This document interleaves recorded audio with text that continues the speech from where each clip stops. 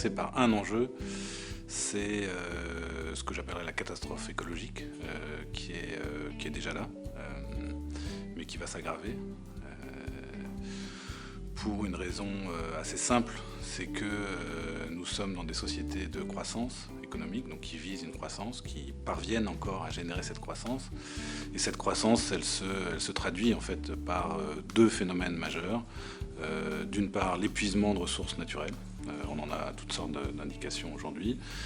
Et par ailleurs, une accumulation de déchets de toutes sortes. Alors le CO2, c'est une forme de déchet, mais il y en a bien d'autres.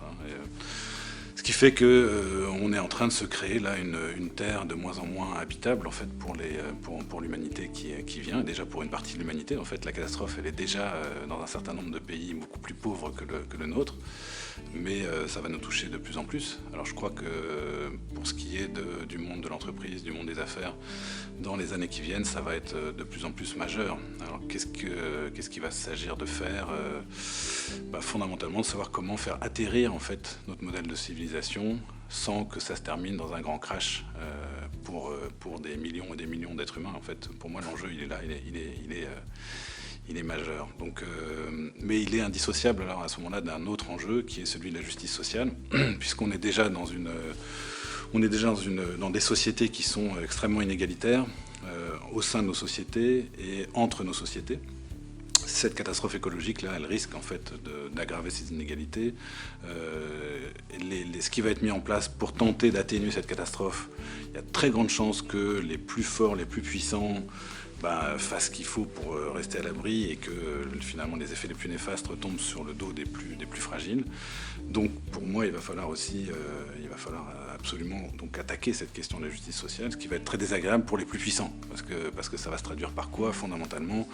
Par la nécessité de partager plus nos moyens d'existence, fondamentalement. Alors, c'est chose qu'on a du mal à faire, mais c'est pourtant ce qu'il va falloir faire si on tient à la question de la justice. Voilà. Et puis ça nous amène à un troisième enjeu qui est celui effectivement de la manière dont ça va être fait, tout ça.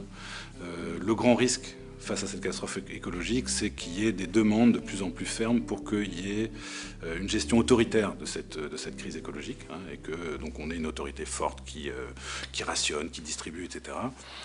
Là, c'est qu'est-ce qu'on veut aussi finalement. Est-ce qu'on va laisser aller cette tendance qui, à mon avis, sera la plus spontanée, ou est-ce qu'on va tenter de contrôler en fait cet atterrissage de façon démocratique? Donc, d'où l'idée de non seulement partager plus nos moyens d'existence, mais aussi d'essayer de décider ensemble le plus possible de la manière dont ça va se passer. Moi, je verrais deux grandes catégories de questions. Et une première catégorie qui tourne autour de pourquoi on en est là, enfin, dans quel monde on est et pourquoi on est dans ce monde-là, et pourquoi on rencontre ces difficultés que je viens d'évoquer en termes écologiques, en termes de justice sociale et en termes de démocratie.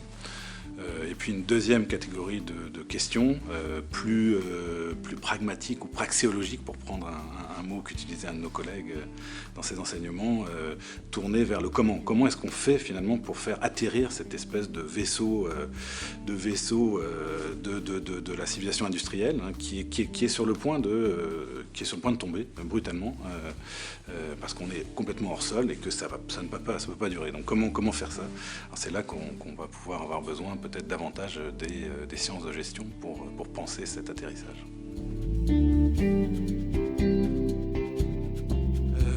Donc moi je résume un peu je résume le programme de cet atterrissage autour de trois propositions. Produire moins. C'est le premier impératif si on veut éviter ce crash sur le plan écologique. Si on produit moins, il va falloir partager plus. J'en ai parlé à l'instant. Donc, comment penser un partage plus équitable de nos conditions d'existence, de nos moyens d'existence. Et puis, troisième proposition, décider ensemble. Donc, comment décider ensemble de tout ça? Bon. Et là-dessus, il n'y a pas de raison que les gestionnaires se tiennent à l'écart de cette proposition. Donc comment penser ça? Alors évidemment, on voit bien à quel point le produire moins, la première proposition, c'est peut-être celle qui est la moins évidente dans le monde des affaires, puisque on a été formé à penser le produire toujours plus. Enfin, donc l'entreprise se définit comme en croissance. Enfin, en tout cas, c'est ce qu'on vise. Et là, c'est plutôt une inversion de cette dynamique qu'il faut commencer à penser. Donc pas seulement produire mieux, ce qu'on fait en général quand on prône le développement durable.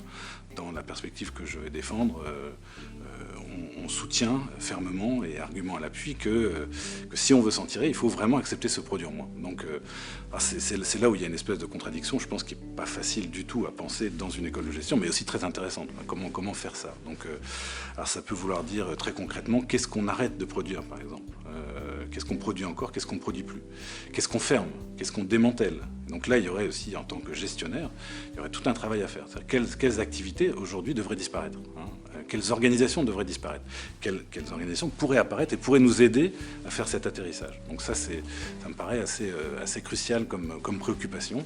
Si on y va sur un terrain plus positif, qu'est-ce qu'il faut mettre de l'avant? Donc là, ce que je promeus, moi, dans mon travail, c'est la figure des communs. Les communs comme une forme d'organisation sociale, donc qui n'est pas nouvelle, qu'on est plutôt en train de redécouvrir. Donc on a redécouvert au cours des dernières années, qui avait été un peu éclipsé et par le capitalisme libéral et par le communisme, mais qui est quelque chose qui a été toujours présent dans l'histoire de l'humanité, qui est finalement une façon pour les humains de s'organiser collectivement pour satisfaire par eux-mêmes et pour eux-mêmes leurs besoins, le plus possible, donc toutes sortes de besoins, alimentaires ou autres, bon, peu importe, de façon plutôt démocratique, donc avec un contrôle politique sur le fonctionnement de l'organisation qui est essentiel. Par ailleurs, donc plutôt sur des rapports horizontaux, donc on est plutôt dans la coopération. Et puis dernière caractéristique qui donne son nom à ce type de collectif, c'est le commun, c'est-à-dire c'est la mise en commun de nos moyens pour produire ce dont nous avons besoin. Donc on sort là d'une logique qui est dominante dans nos sociétés depuis 2 siècles, qui est soit la propriété privée, celle qu'on connaît, surtout ici en Amérique du Nord ou en Europe, ou la propriété collective, la propriété étatique de type soviétique. On sort de cette alternative, on dit non, il faut passer à un rapport au monde, un rapport notamment à nos ressources matérielles, qui serait bien différent, qui serait celui de ce que j'appelle le communalisme, c'est un partage de tout ça, donc sans qu'il y ait appropriation. Bon, donc voilà pour des principes très abstraits, mais s'il y a, à mon avis, une forme organisationnelle à mettre de l'avant, c'est celle-là dans les années qui viennent. Et je pense que les gestionnaires pourraient travailler à son avènement. Voilà. Donc oui, ce que j'ai présenté là, c'est finalement une définition abstraite du commun. Si on essaie d'illustrer un peu la chose, c'est important.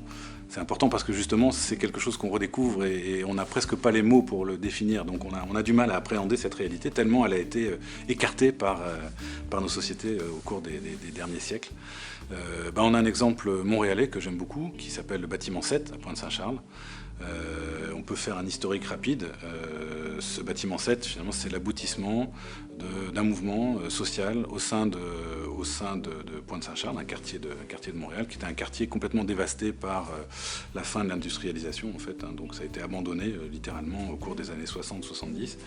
Puis bon, beaucoup de gens sont partis, ceux qui sont restés là ont été abandonnés à eux-mêmes. Mais justement, on commençait à prendre l'habitude de se prendre en charge eux-mêmes, finalement, ce qui est une dimension centrale du commun. Et puis, comment ça s'est passé? Il y avait des terrains abandonnés du CN, du Canadien National. Et sur ces terrains, il y a eu un projet de casino qui a été lancé. Et là, levée de boucliers dans ce quartier pauvre, quartier donc pas mal aussi menacé par ce genre par les jeux, etc. Enfin bon, donc mouvement pour refuser ce projet de casino qui aboutit. Et qui continue pour finalement revendiquer l'appropriation d'une partie de ce terrain, et notamment d'un gros bâtiment industriel qui était promis à la destruction, le bâtiment 7, c'est le numéro qu'il avait. Et au terme de 10 ans de lutte, donc ça c'est une lutte qui est menée par toutes sortes d'organismes communautaires, mais aussi des militants politiques, etc. Donc il y a eu tout un collectif qui s'est constitué autour de ce projet. Ils obtiennent effectivement qu'on leur donne l'expropriation du propriétaire, qui est un promoteur immobilier qui avait mis la main dessus. Il est exproprié et on confie à ce collectif ce gros bâtiment, avec projet de réhabilitation, etc. Pour faire quoi? Justement pour se donner à eux-mêmes, dans ce quartier pas mal déshérité, des moyens d'existence en fait. Hein. Alors c'est quoi ces moyens d'existence? Il y a une taverne, bon, c'est vrai que la taverne n'est peut-être pas la chose la plus essentielle du monde, quoique, on peut en discuter, mais ils se sont donnés leur taverne, ils se sont créés leur épicerie. On avait un désert alimentaire, donc un endroit où il y avait en fait très peu d'accès à une alimentation correcte, sinon donc dans des dépanneurs, etc., des trucs classiques. Donc ils se sont créés leur épicerie qui fonctionne d'une façon très originale, donc qui illustre assez bien le commun, puisque les gens qui font rouler l'épicerie sont aussi ses usagers. Quand tu vas dans cette épicerie, on te propose de devenir membre de l'épicerie, ce qui va te donner accès à des tarifs préférentiels. La contrepartie, c'est que tu vas travailler dans l'épicerie quelques heures par mois. Et donc tu sors aussi d'un autre rapport fondamental de notre civilisation qui est problématique. Tu sors du salariat. C'est-à-dire que tu n'as pas de salarié. Bon, en fait, actuellement, dans l'épicerie, il y en a quand même. Ils en ont quand même besoin. Alors, c'est là où on rentre dans de la gestion, on rentre dans des choses plus compliquées. Mais le principe est génial. C'est-à-dire que tu n'as plus de salariés. Tu as des gens qui font rouler une épicerie dont ils ont eux-mêmes besoin. Bon, et alors, c'est ça, cette idée d'autonomie que j'essaie de mettre de l'avant avec les communs. Ils ont un fonctionnement démocratique avec évidemment tout le bordel que ça peut représenter. C'est pas simple, ça. C'est bon, oui, un chef c'est pratique pour bien des raisons. Ils essayent de s'en passer, ils y arrivent quand même assez bien. Donc si on reprend mes 4 dimensions par lesquelles j'ai défini le commun, tu l'as là dans le cas de cette épicerie qui s'appelle le Détour. Tu as vraiment une volonté d'autonomie. On veut se donner à nous-mêmes des moyens d'accéder à une nourriture à peu près de qualité dans notre quartier, sans être obligé d'en sortir. On va essayer de partager cet outil. Et donc là aussi, ils ont sur le plan juridique, ils ont adopté une structure coopérative, donc partage de ce capital en fait. Fonctionnement démocratique et fonctionnement coopératif. Donc tu n'as pas de rapport hiérarchique au sein de cette organisation. Voilà. Ça, c'est une assez belle réussite. Et en fait, si on regarde sur le territoire Montréal aujourd'hui, t'en as beaucoup d'autres en fait, de communs. Peut-être une dernière illustration que j'aime beaucoup, c'est le champ des possibles dans le Myland. Le champ des possibles dans le Myland, ça ressemble un petit peu, c'est pareil, c'est un terrain qui était laissé en friche par, je crois aussi, le Canadien national. Et que commençaient à utiliser les gens du quartier comme une espèce d'espace public en fait, comme un espèce de jardin public mais complètement en friche. Bon. Et puis ils ont finalement revendiqué l'accès à ce terrain. Ils ont obtenu que la ville, donc en l'occurrence Plateau-Montréal, rachète ce terrain et rétrocède à ce collectif la responsabilité de ce terrain. Donc c'est les gens du quartier qui ont développé cette capacité à prendre en charge ce terrain d'une manière très originale. Ça fait que les champs des possibles, pour les étudiants et étudiantes qui ne connaissent pas, c'est un jardin public, mais qui ressemble à aucun jardin public qu'on connaît d'habitude, puisqu'ils en ont fait une espèce de zone de biodiversité où ils laissent pousser toutes sortes de choses, où toutes sortes d'animaux viennent vivre aussi, animaux qui ne pourraient pas vivre dans nos jardins publics parce qu'ils sont beaucoup trop au carré, etc.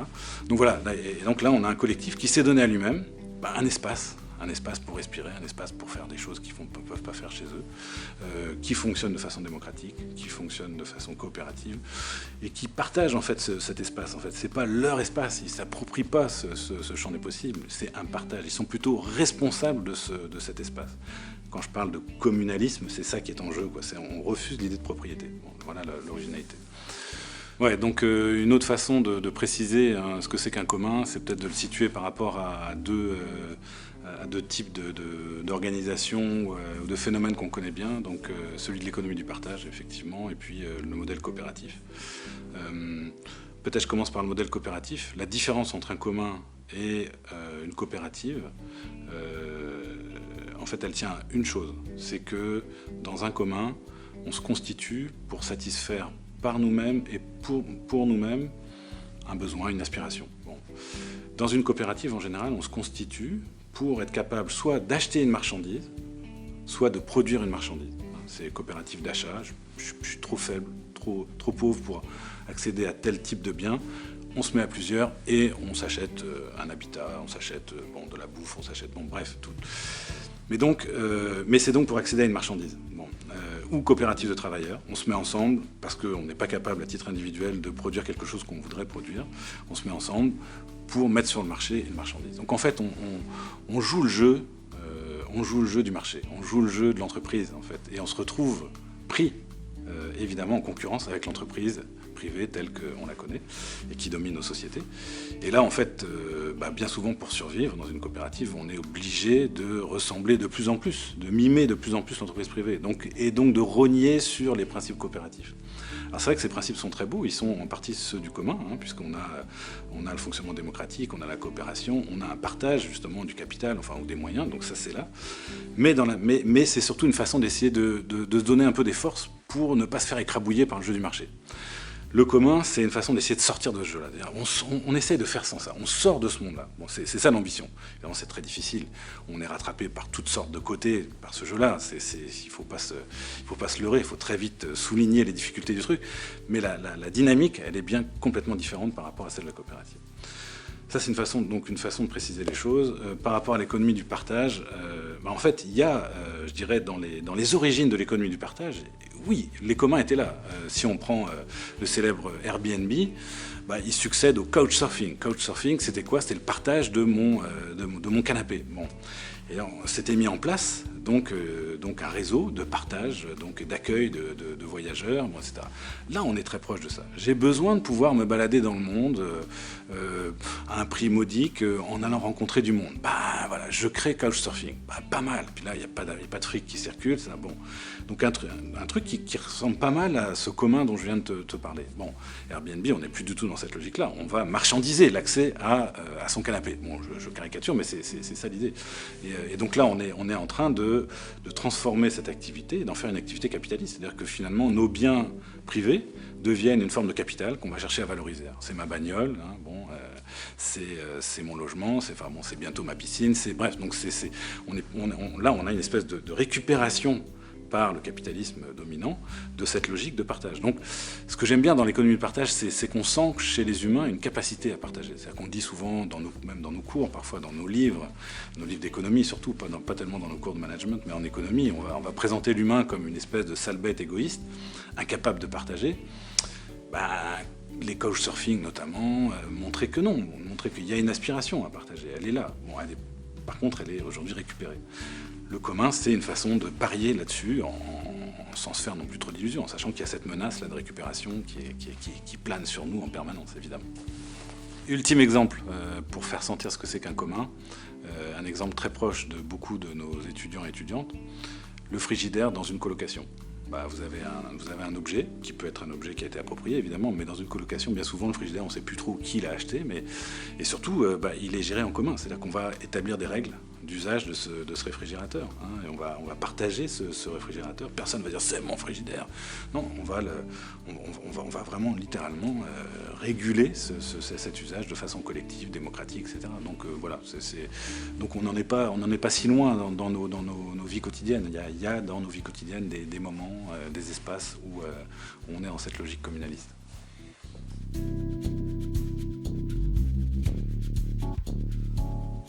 Ouais, donc c'est évidemment une question que je pourrais refuser d'une certaine façon, puisque, en tout cas, si on garde le terme de performance, il faudrait la penser dans des termes complètement différents que ceux qui dominent aujourd'hui. Et puis on pourrait aussi refuser la notion même de mesure, en fait. Dans la perspective qui m'intéresse, la perspective dans laquelle je travaille, on débouche en fait sur une critique de la mesure, sur une critique de la quantification de tout, en fait. Et on fait valoir l'importance, au contraire, d'une appréhension qualitative des choses, en fait. Donc les problèmes que j'ai posés au début de notre conversation, on peut soutenir qu'ils sont en partie la conséquence justement de notre penchant irrépressible, au moins dans notre civilisation, à la quantification et à la mesure de tout, en fait. Parce que ça induit notamment un rapport complètement abstrait au monde. Donc on perd de vue un certain nombre de choses. C'est une question compliquée, pas le temps de développer. Mais donc cette histoire de mesure en fait, me chicote au départ, pour parler en bon québécois. C'est pas une question avec laquelle je suis à l'aise.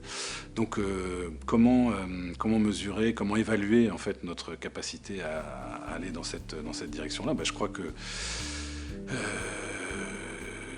des fermetures, des démantèlements, la disparition d'un certain nombre d'activités clairement nuisibles ou au mieux inutiles. Là, faire une liste de choses qui devraient disparaître ou de choses dont on n'aurait plus besoin, ça serait tout à fait utile. Je ne parle pas de choses à titre individuel, je parle vraiment d'organisation, de secteurs d'activité qu'il faudrait questionner fondamentalement dans cette perspective d'atterrissage.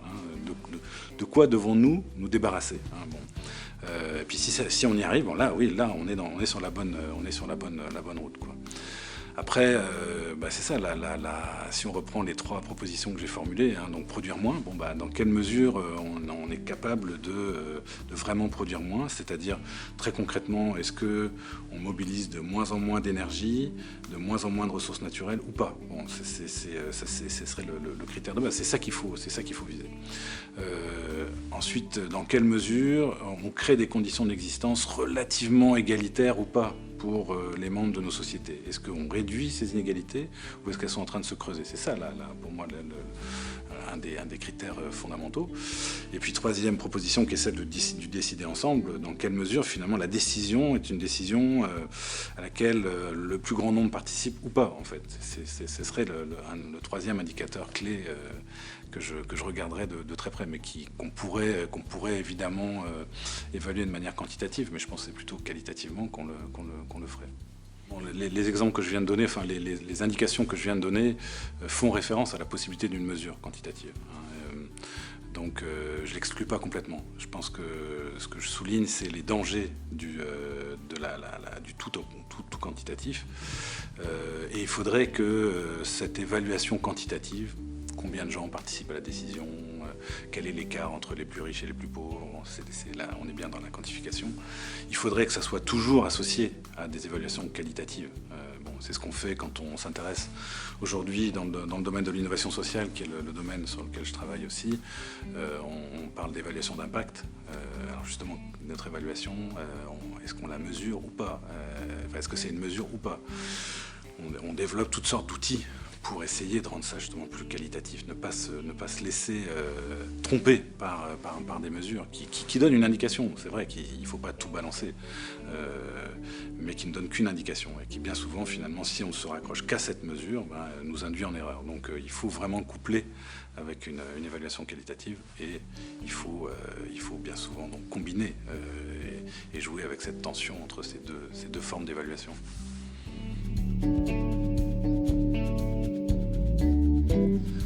Moi, je dirais que une des qualités essentielles à cultiver, je crois, ce serait l'humilité. La gestion, bien souvent, s'apparente à une tentative de maîtrise du monde. Il y a ce souci de maîtrise du monde. Je maîtrise mon monde, mais j'essaie de maîtriser le monde, en fait. Nos savoirs, qu'il s'agisse du fonctionnement interne de nos organisations ou de son activité externe, la stratégie, on est vraiment dans cette tentative de maîtrise du monde. Bon, ça, je pense que ça fait partie du problème. Et donc, un minimum d'humilité, ça me paraît vraiment crucial à travailler. Enfin, très très humble par rapport à ça. Maintenant, c'est sûr que ce que j'ai mis de l'avant, c'est un diagnostic très critique de notre civilisation. Donc là, il y a un point de vue politique que j'ai formulé. J'ai pas utilisé le mot politique, mais il faut le dire. Donc c'est clair que on est d'accord ou pas avec mon diagnostic. On peut l'être plus ou moins. Bon, donc si on est d'accord, si on pense qu'effectivement cette civilisation finalement, elle n'est pas tenable, elle n'est pas soutenable, elle n'est pas viable, qu'il faut la transformer. Je pense que l'autre, c'est pas une qualité, mais ce qui est en jeu, ce qui est nécessaire, c'est un travail de créativité. Mais pas créativité au sens de trouver une petite solution pour résoudre un petit problème. C'est inventer un autre monde. C'est ça, être créatif. Là, l'enjeu aujourd'hui, c'est de se trouver une autre façon de voir le monde. Et avec cette autre façon de voir le monde, une autre façon de vivre sur cette planète. Et ça, c'est l'enjeu crucial. C'est vraiment concevoir un autre monde. Donc se sortir de la tête un certain nombre d'évidences. On appelle ça, dans mon champ de recherche, on parle de décolonisation de l'imaginaire. Donc se sortir de la tête des évidences qu'on nous a placées dès la petite enfance, dans nos bouquins, dans nos classes, questionner ces évidences-là pour être capable justement de commencer à imaginer quelque chose de complètement différent. Bon, donc moi je mettrais beaucoup l'accent sur ce travail de création, mais en le situant à un niveau très général. C'est-à-dire vraiment d'autres façons de définir le monde, d'autres façons de définir les humains, d'autres façons de définir le temps, l'espace, nos rapports entre nous, nos rapports avec les autres êtres. C'est ça qui est en jeu.